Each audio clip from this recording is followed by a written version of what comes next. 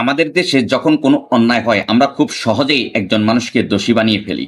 কিন্তু আসলে আমরা কি কখনো ভেবে দেখেছি যে এই অন্যায় করার সুযোগটা কিভাবে তৈরি হলো? আসলে আমরা কোনো সমস্যার গভীরে যেতে চাই না।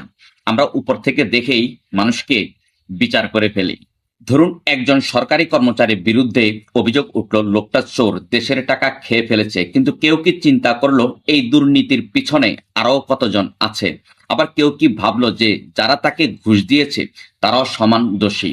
আসলে পুরো ব্যবস্থাটাই ধীরে ধীরে নষ্ট হয়ে গেছে, কিন্তু আমরা শুধুমাত্র একজনকে টার্গেট করে তার উপরে সমস্ত দোষ চাপিয়ে দিয়ে নিশ্চিন্ত থাকি।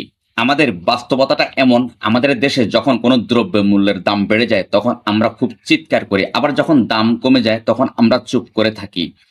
আমরা অন্যের দুর্নীতি নিয়ে কথা বলতে খুব পছন্দ করি, কিন্তু সুযোগ পেলে নিজেরাও দুর্নীতি করতে কুণ্ঠাবোধ করি না। সমাজে কিছু মানুষ সবসময় ন্যায় বিচার চায়, কিন্তু দুঃখের বিষয় হলো তাদের পাশে দাঁড়ানোর লোক একেবারেই নেই বললে চলে। সর্বশেষ কথা হচ্ছে যে সমাজের পরিবর্তন তখনই সম্ভব যখন মানুষ অন্যের দোষ খোঁজার বদলে নিজেকে শোধরানোর চেষ্টা করবে।